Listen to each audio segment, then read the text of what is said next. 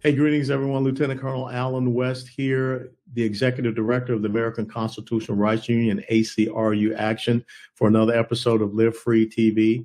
You know, growing up down south, being born and raised in Georgia and attending the University of Tennessee, country music has always been just part of who I am, and I enjoy it still to this day. And I thought we'd lighten things up a little bit and have a great conversation with Ira Dean. Ira Dean rose to prominence in the early 2000s as part of the band Trick Pony. Following the band's breakup, Dean continued as a solo artist and wrote and produced for other artists.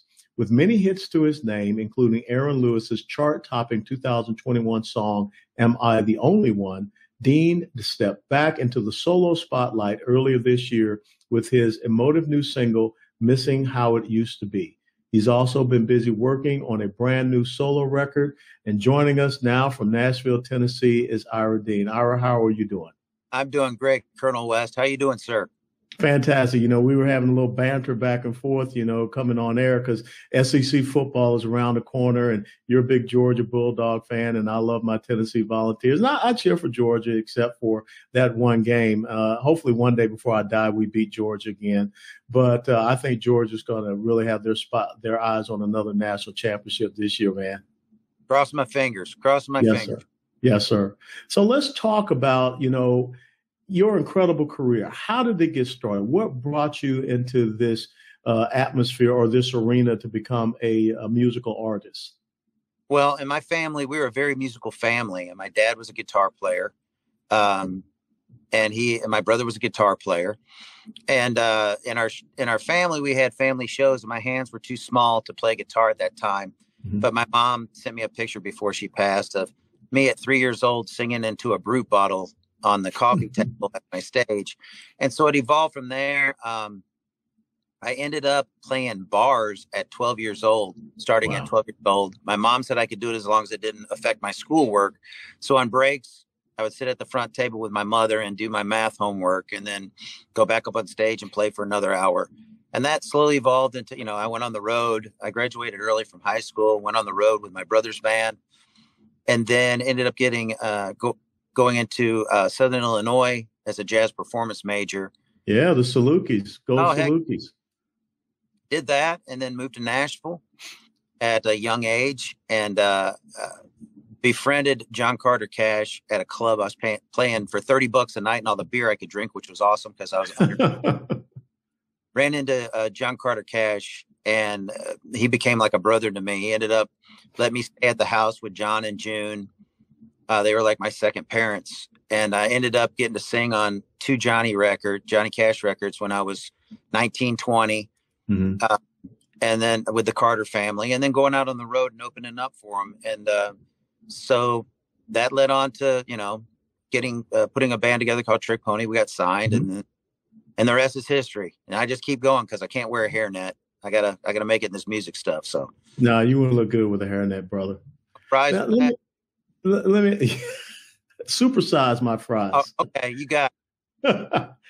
Let's talk about, you know, one of the things that I think is unique to country music is that sense of patriotism, that connection with everyday America.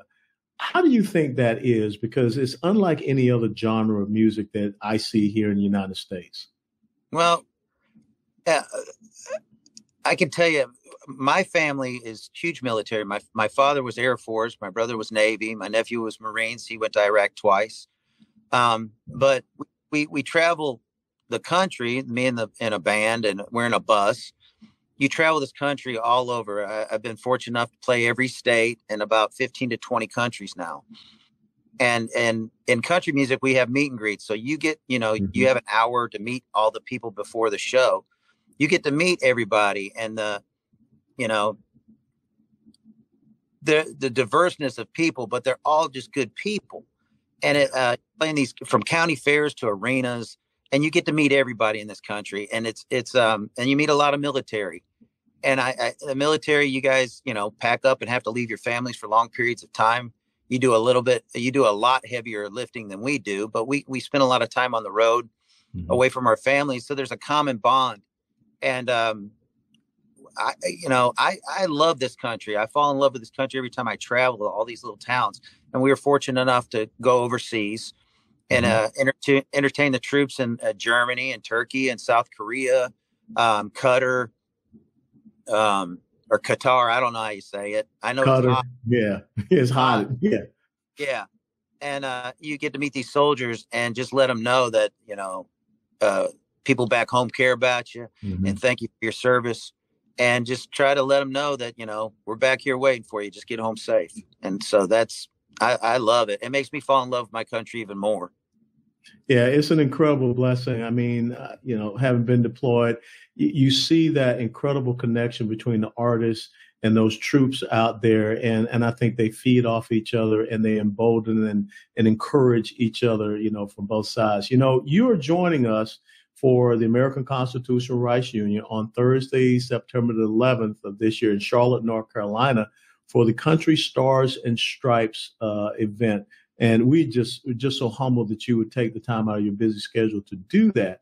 But I got to ask you, where were you on 9/11? And what do you remember about that day? I can tell you exactly where I was, sir. Our bus broke down the day before, and we actually borrowed Alan Jackson's, one of his tour buses, this yellow one. We were heading to Pennsylvania for a show, and I was in my bunk sleeping because we left the night before. And my guitar player woke me up, and he was in tears and he really couldn't talk. And he was just grabbing me, pulling me out of my bunk. And I'm like, what's your deal? I thought he was drunk already. And he pulled me up in the front lounge, and everybody was up in the front lounge, and I was watching one of the towers smoking. I'm like, what's going on? And then we saw the plane hit the other tower. And I didn't know if this was fake. I didn't know what was going on. And I remember we all prayed, and we got on our phones to call our friends in New York. Of course, phones were down. But we got to Pennsylvania and we called our agent, and he was like, it's your discretion where you want to do a show or not. And we went there, and there was people in the audience, and you could tell they wanted, we weren't going to let this slow us down. I mean, They needed entertainment. We want to entertain. And we all came together at that show in Pennsylvania. And I tell you, I talked to my daughter about this. She asked about 9/11, and I talked to her about it. And I said, but, in my lifetime, that horrible, horrible tragedy, what came of that is I saw a country come together. It was one nation under God for the first time ever that I can remember. It didn't matter what your religion was, your race, anything. We all came together as one. And that was, if there's a good thing to come out of that horrible day, it was that. When you think about that moment, do you have hopes and beliefs that we can get back to being that unified country, out of many one, e pluribus unum? God, yes, I pray for that. A country divided, we can't keep going like this. Let's talk about this incredible new single that you have out. But first of all, what made you decide to get back out on front? I mean, you've had a successful career, now being a songwriter. I mean, am I the only one? I mean, who doesn't know that song in the United States of America?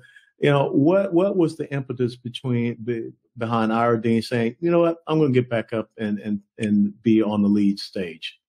Aaron Lewis was the number one factor.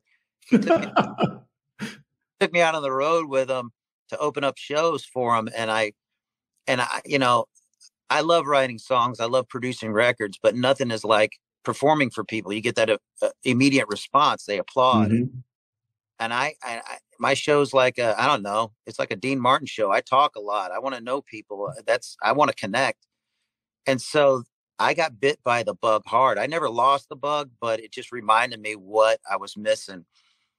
And after, Am I the Only One debuted at number one, and it's only 9 songs in history since 1958 have debuted at number one. And That came on a buddy of mine named Noah Gordon. who owns a record label, called me up. He won a Grammy. He worked on the Jamie Johnson record, and he's like, Mm-hmm. I think it's time for an Ira Dean record. And I giggled. I thought he was joking. And he goes, no, seriously, I want to sign you to my label and cut an album on you. And I got to think about this, and it didn't take long. I was like, okay, let's do it. Yeah. He's like, do you have any songs? And I was like, I've been writing for everybody else. I've been camped up with Gary Allen and Ronnie Dunn and Aaron Lewis. I got to write songs for me. So I sat down for like 2 months and just pounded out a bunch of songs. And I said, okay, I got, out of the 30 songs I wrote, I really 6 right now. Can we go cut 6, cut half an album? And so we went down to Muscle Shoals. I always wanted to cut at Fame Studios. So that was one of my contract. Went down there and cut 6 songs.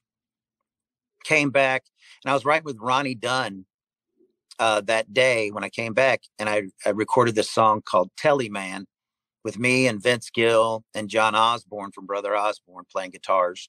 Mm-hmm. I played it for Ronnie Dunn, and he goes, why didn't you ask me to sing on this with you? And I was like, well, I know you're busy. And he goes, no, I want to sing on this with you. And I was like, are you serious? So he came in and sang with me on it. And then it was off to the races. Then I was calling all my friends that I always wanted to record with. Steve Ferroni from Tom Petty and the Heartbreakers. I had him play drums. I did songs with everybody from, Gretchen Wilson to Gary Allen to, Ronnie, Ted Nugent's on there with me. Oh, Uncle Ted. Uncle Ted. Uncle Ted became friends after Am I the Only One came out. And we did a few shows together. And so I went down to Waco and recorded with Uncle Ted. Mm-hmm. Then Uncle Cracker. And so the album's done and in the tank. It comes out in January, I believe. But they released a song I wrote for my mother. Actually, kind of wrote it for my whole family and how I grew up. But I just lost my mom last year. And that's missing how it used to be. Yes, missing how it used to be. I'm at Dave Turnbull's house right now. That me and Dave wrote that together. And I came over here. I had blocked 2 months off of writing because I was distraught about my mom. Mm-hmm. And he said, let's just write. And we started writing this thing. And, the video has the folded flag in honor of my dad who passed away. And my mother passed away, but one of her elephants is in the shot. It's kind of a tribute to how I grew up in a small town, and my mom and my dad, and we were a tight little pack, And so, I thought I'd do one for them. It's incredible because, I lost my dad, who was a World War II veteran, early on. I was a lieutenant stationed over in Italy back in 1986, and then lost my mom in 1994. They were very young, 66 and 63. And so when I was listening to your song, Missing How It Used to Be, it just really took me back to, like you said, the way that they brought me up. Proverbs 22:6 says, train up a child in the way they should go, so that when they grow old, they shall not, depart from it. And, the fact that I could not, both my daughters never got a chance to meet them. But I think it's so important that we reach back and do things that remind us of, what it used to be. And, faith and family and freedom. And I think that's an important part of the song. And I think it's going to touch a lot of people. And I'm hoping and praying that you're going to perform it on September 11th there in Charlotte. Are you kidding? I'd love to. I'm going to. And I'm looking forward to the September 11th with Jason Michael Carroll, who was an ex-Marine. And there's another soldier that we can't say who it is right now, but he's showing up. And everybody will know who this gentleman is. He's another one of my good friends. And we can't wait to entertain the troops, Yeah, and I want everyone to come out for this. If you are currently serving, if you're a veteran, and the families, because this is what it's all about, missing how it used to be. Families coming together, again, faith and family and freedom. So I can't thank you enough for taking time to be with us here on Live Free TV. How can people follow you, Ira, and stay in touch with you and maybe find out some of your other concert dates coming up? Yeah, they can go to iradeanmusic.com. They can also follow me on Instagram, Ira Dean Bass, Bass, as in bass player. I'm on Instagram. Look for the little blue dot because there's a lot of imposters out there. I'm also on Facebook. Look for the blue dot. And it shows my concert dates. It shows albums, videos, and such. Well, I want to tell you that. Can I put in a shameless plug? You Can you play Rocky Top for me while I'm there? You know what? I will do that just for you. No, I'll join you on stage. I will never play that song ever beforehand, but I will play it for you. All right, Ira, that's a deal. And I'll be on stage and I'll sing the refrain with you, okay? You got it. I'm looking forward. All right, man. That's gonna definitely get a lot of people to come out to see me sing. Oh, deal. Done. You know, that's how much I love the troops. I'll play Rocky Top just for you, Colonel West. There you go. And you know what? We can also sing Glory, Glory, Georgia. I don't mind. No, I'll do. I'm in for Rocky Top. A deal's a deal. I'm a man of my word. All right, you got it. Ira Dean, thank you so much for joining us here on Live Free TV. Hey, thank you so much. God bless you, sir. God keep you. We'll see you in September.